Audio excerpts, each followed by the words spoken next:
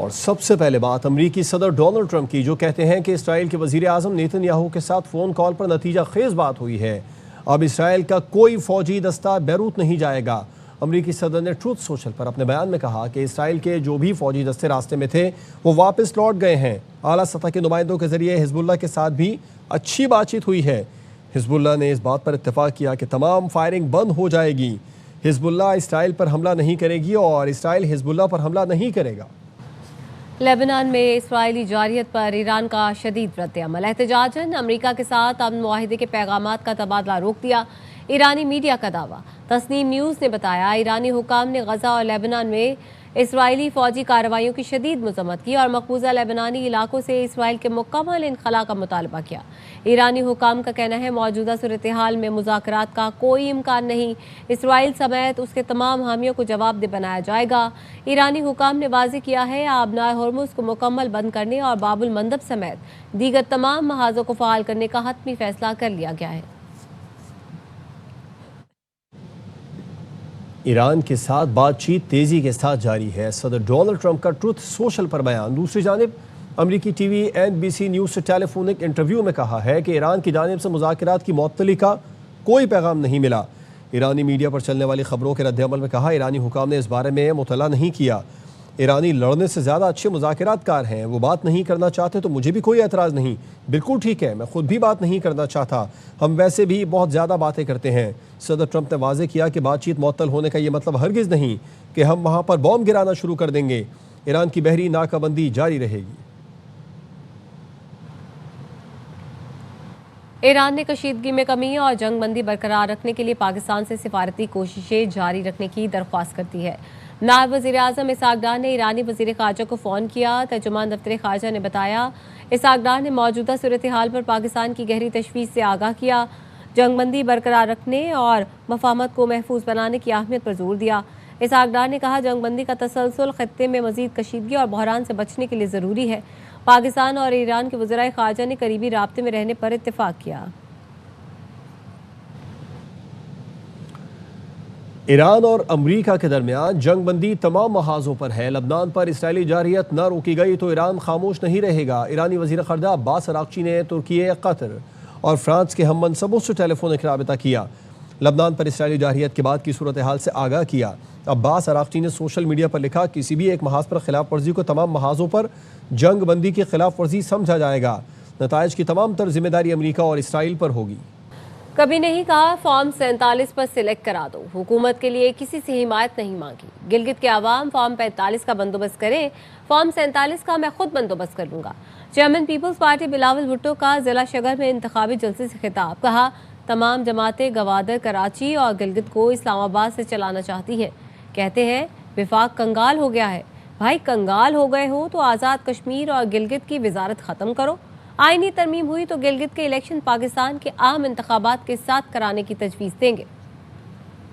کبھی کوئی فیور نہیں مانگا ہے، میں نے کبھی کسی سے یہ درخواست نہیں کیا کہ میرے لیے کوئی فارم 47 کا بندوبست کر، صرف اور صرف فری اینڈ فیئر الیکشن کا مطالبہ کیا۔ فارم 45 کا بندوبست آپ نے کرنا ہے، فارم 47 کا بندوبست میں کروں۔ پورا اعتماد ہے اس الیکشن میں کوئی ناانصافی نہیں ہوگا، ہمارا کسی سیٹ کا کوئی چوری نہیں کرے گا، بس آپ کے اوپر یہ ذمہ داری فارم 45 ہاتھ میں لے کے پھر آپ پر واپس جانا ہے۔ مقابلے میں جتنے بھی سیاسی جماعتیں ہیں وہ ہر چیز کو اسلام آباد سے چلانا چاہتے ہیں۔ وہ گوادر کو بھی اسلام آباد سے چلانا چاہتے ہیں، وہ کراچی کو بھی اسلام آباد سے چلانا چاہتے ہیں۔ آپ لوگ بھگتنے آ رہے ہیں، آپ کو پتا ہے کہ کیا ہوتا ہے۔ کہتے ہیں کہ وسائل نہیں ہے، اگر وفاق کنگال ہے تو سب سے پہلے وہ آزاد کشمیر اور گلگت بلتستان کا جو وزارت ہے نا وہ بند کرے۔ پورا اختیار وہ مظفر آباد میں بیٹھے ہوئے اور گلگت میں بیٹھے ہوئے اسمبلیز کو۔ نون لیگ کے صدر میاں نواز شریف آج گلگت بلتستان کا دورہ کریں گے۔ Chief election commissioner Gilgit Baltistan نے NOC جاری کر دیا۔ میڈیا کوارڈینیٹر الیکشن کمیشن نے بتایا کہ نواز شریف کو دورہ گلگت بلتستان کے دوران ضابطہ اخلاق پر عمل درآمد کی ہدایت کی گئی ہے۔ نون لیگ کے مقامی رہنما نے سابق وزیر اعظم کے دورے کی درخواست دی تھی۔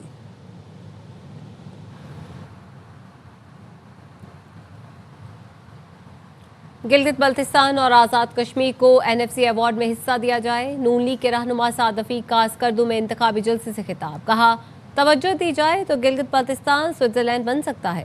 हमारी हुकूमत ना हटाई जाती तो मुल्क में तरक्की की रफ्तार मजीद तेज होती। अगर तवज्जो दी जाए स्विट्जरलैंड बन सकता है, लेकिन उसके लिए इंफ्रास्ट्रक्चर चाहिए, रोड नेटवर्क चाहिए, टूरिज्म पर फोकस चाहिए। कारोबार का पहिया चलेगा तो लोग पैसा लेके यहाँ आएंगे, नौजवानों को रोजगार मिलेगा, हर शख्स तक उसके फायदे पहुंचेंगे। एनएफसी के अंदर शेयर मिलना चाहिए गिलगित बाल्टिस्तान को भी और जम्मू और कश्मीर को भी। पैसे मांगने की जरूरत नहीं है। अगर ये हक पंजाब का है, अगर ये खैबर पख्तूनख्वा का है, बलोचिस्तान और सिंध का है, तो इन दोनों खितों के बगैर पाकिस्तान नामुकम्मल रहता है, हम मुकम्मल नहीं हो सकते। चेयरमैन पाकिस्तान तहरीक इंसाफ बैरिस्टर गौहर अली खान की स्कर्दू में सियासी मसरूफियात, मुख्तलिफ मकामात पर इंतखाबी सरगर्मियों में हिस्सा लिया। स्कर्दू पहुँचने पर PTI रहनुमाओं और कारकुनों ने बैरिस्टर गौहर का इस्तकबाल किया। चेयरमैन PTI स्कर्दू के बाद गिलगित बल्तिस्तान के दीगर इलाकों का भी दौरा करेंगे। पाकिस्तान मुस्लिम लीग के सदर चौधरी शुजात हुसैन का कहना है उनके दौर में गिलगित बाल्टिस्तान की तरक्की का नया बाब रकम हुआ। मुस्लिम लीग ने GB में जदीद इंफ्रास्ट्रक्चर, बेहतरीन सड़कें, तालीम और सेहत की सहूलतें फराहम की। चौधरी शुजात हुसैन की हिदायत पर पार्टी की जानिब से स्कर्दू में भरपूर इंतखाबी मुहिम जारी है। चौधरी शुजात हुसैन का कहना है अवाम नारों और वादों के बजाय कारकर्दगी को मद्देनजर रखते हुए अपने वोट का इस्तेमाल करें। गिलगित बाल्टिस्तान के अवाम ने आज़ादी की जद्दोजहद में मिसाली कुर्बानियाँ दी, पाकिस्तान के साथ अपनी वाबस्तगी का सबूत दिया। 7 जून को इंतखाबी निशान ट्रैक्टर बड़ी कामयाबी हासिल करेगा और मुस्लिम लीग के उम्मीदवार अवामी एतमाद पर पूरा उतरेंगे।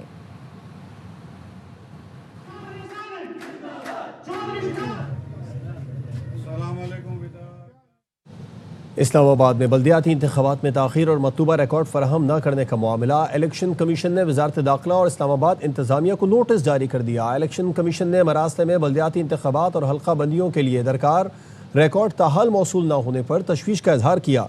इलेक्शन कमीशन ने मुतालिका हुकाम से मतलूबा दस्तावेज़ात और डाटा फौरी फराहम करने का मुतालबा करते हुए टाउन कॉरपोरेशंस की हुदूद से मुतालिक नोटिफिकेशन भी तलब कर लिया। हर टाउन कॉरपोरेशन में यूनियन काउंसिल्स की तादाद का नोटिफिकेशन और तस्दीक शुदा ताज़ा नक्शे 3 रोज़ में फराहम करने की हिदायत की गई है।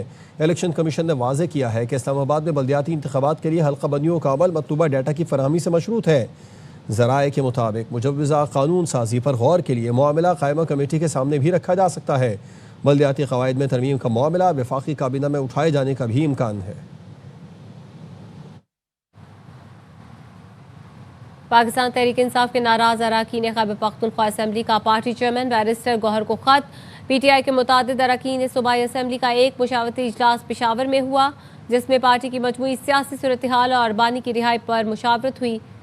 मजीद क्या तफसीलात हैं जानेंगे ब्यूरो चीफ पेशावर ज़ियाउल हक से। बताएगा ज़ियाउल हक। जी, गुज़िश्ता रोज़ तो एक इनका पार्लिमानी पार्टी इजलास हुआ जिसकी वज़ीर आला खैबर पख्तूनख्वा सुहेल अफरीदी ने सदारत की, तो उसमें इन्होंने शिरकत नहीं की थी। और आज जो है तो इन्होंने लेटर भी लिख दिया, जबकि PTI की जानिब से भी एक कमेटी बना दी गई है साबिक स्पीकर असद कैसर की सरबराही में, ताकि वो इनसे राब्ते करें। तो एक तरफ राब्ते भी शुरू हैं, दूसरी तरफ इन्होंने लेटर भी लिखा है और मुशावरती इजलास भी किया है। और जो लेटर लिखा है इन्होंने पार्टी चेयरमैन बैरिस्टर गौहर को वो उसको लिखा है और उन्होंने कहा है कि इजलास में पार्टी कारकुनान और रहनुमाओं को दरपेश मसाइल जारी तहरीक के मुअस्सर और सूबे में तर्ज हुक्मरानी पर तफसीली गौर व गौस किया गया है, ये इसका मतन है। और उनका ये भी कहना है कि तमाम अरकान असम्बली पार्टी के नजरिए मंशूर और बानी चेयरमैन के विजन के पाबंद हैं। ताहम उन्होंने कहा कि तमाम अरकान न किसी ग्रोह, दड़े या शख्सियत के एजेंडे पर काम कर रहे हैं और ना ही खुद को किसी मखसूस ग्रुप से मंसूब करते हैं। उन्होंने कहा इजलास में जो है तो बानी चेयरमैन की मुसलसल कैद, इलाज, मुआवजे, अहल खाना और वकला और पार्टी रहनुमाओं से मुलाकातों पर आयद पाबंदियों पर भी उन्होंने तशवीश का इजहार किया है। और उनका कहना था कि बानी PTI की रिहाई के लिए एक मुस्बत, जामी और नतीजाखेज जो है तो हिकमत अमली होनी चाहिए। इसके अलावा उनको ये भी बताना है उनके ज़राए का कि अनकरीब जो है तो वो एक प्रेस कॉन्फ्रेंस करके मंजर आम पर आकर अपने जो खदशात हैं उससे भी आगाह करेंगे, जबकि असम्बली का इजलास के हवाले से अनकरीब एक प्रेस कॉन्फ्रेंस करके अपने खदशात का इजहार किया जाएगा। ज़ियाउल हक इस हवाले से आगाह करे थे, शुक्रिया आपका। खैबर पख्तूनख्वा की काबीना और अरकान असम्बली आज अडियाला जेल जाएंगे। बानी PTI की बहन अलीमा खानम कहती हैं हुकाम जो कुछ कर रहे हैं ये ज़्यादा देर पायदार नहीं रहेगा। 26 नवंबर से मुतालिक केस जल्दी ख़त्म करना चाहते हैं, इसलिए अदालत से जल्दी की तारीख मांगी।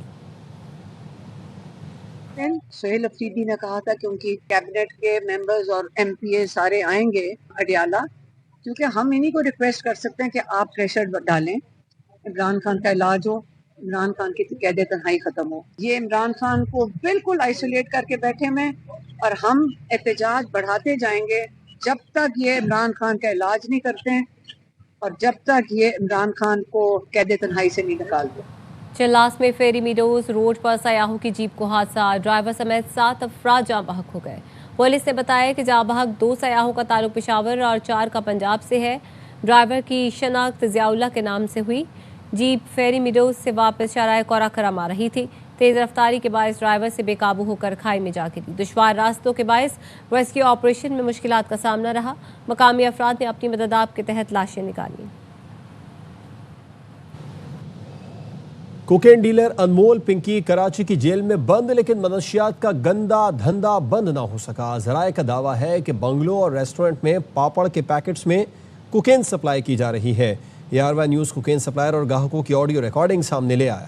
انمول پنکی کی گرفتاری کے باوجود کراچی میں نشے کی سپلائی جاری۔ چپس کے پیکٹس میں کوکین سپلائی ہونے لگی۔ چپس کے پیکٹ سے نکلنے والی منشیات کی ڈبیا پر کوئن میڈم پنکی اور نام ہی کافی لکھا ہے۔ ذرائع کے مطابق بنگلو اور ریسٹورنٹس تک بچوں کے پاپڑ اور چپس کے پیکٹس کے ذریعے کوکین سپلائی کی جا رہی ہے۔ ARY نیوز کوکین سپلائر اور گاہکوں کی آڈیو ریکارڈنگ بھی سامنے لے آیا۔ ڈرائیور آپ کو بہت ساری چپس وغیرہ کے پیکٹ دے گا، اس کے اندر جو ہے نا یہ والا پیکٹ جو ہے اس پیکٹ کے اندر ہے، ٹھیک ہے سامان۔ یہ رائڈر کا نمبر ہے، لڑکے کے پاس سے آپ کا پارسل لے کے نکل گیا، اس کو نا ایگزیکٹ لوکیشن ہی نا کرنٹ۔ آڈیو ریکارڈنگ میں سپلائر گاہک کو پیسے ٹرانسفر کرنے کا طریقہ بھی بتا رہا ہے۔ ذرائع کے مطابق پنکی نیٹ ورک کے کارندوں نے مالی لین دین کے لیے مزید آن لائن اکاؤنٹس بھی جاری کر دیے۔ باس آپ کو یہ بینک اکاؤنٹ نمبر سینڈ کیا ہے، اس بینک اکاؤنٹ میں آپ ٹرانسفر کر دیں۔ اور یہ سب سے سمپل یہ اکاؤنٹ بھی ہے، آپ اپلیکیشن میں لکھیں گے نا 1zip اکاؤنٹ، 1zip سامنے شو ہو جائے گا۔ انمول پنکی کو 22 مئی کو جیل کسٹڈی کیا گیا تھا، جس کے بعد سے اب تک پولیس کی جانب سے منظم گینگ کے خلاف کوئی بڑی کارروائی سامنے نہیں آ سکی۔ کراچی کے جناح اسپتال کے واش روم میں بچے کی مبینہ ولادت کی تحقیقات، کمیٹی نے رپورٹ ایگزیکٹو ڈائریکٹر کو جمع کروا دی۔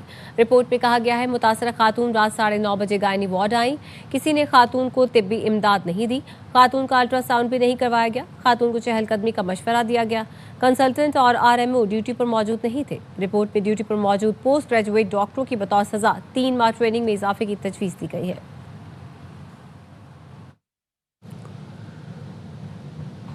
صومالیہ میں بحری جہاز اور اس میں موجود پاکستانیوں کے اغوا کو 42 دن گزر گئے، رہائی ممکن نہ ہو سکی۔ قزاقوں نے یرغمال عملے کی نئی ویڈیو جاری کر دی ہے۔ یرغمال پاکستانیوں نے صدر مملکت، وزیر اعظم اور فیلڈ مارشل سے رہائی کی کوششوں کی اپیل کر دی۔ رافع حسین کی رپورٹ۔ صومالی ساحل کے قریب لنگر انداز بحری جہاز آنر 25 کو قزاقوں کے ہاتھوں اغوا ہوئے 42 دن گزر گئے۔ جہاز پر یرغمال بنائے گئے 10 پاکستانی خوف کے سائے۔ بحری قزاقوں نے ہائی جیک جہاز کی نئی ویڈیو جاری کر دی۔ ہم یہاں پہ 10 پاکستانی 42 دن سے یہاں پہ بدحال کنڈیشن میں بیٹھے ہوئے۔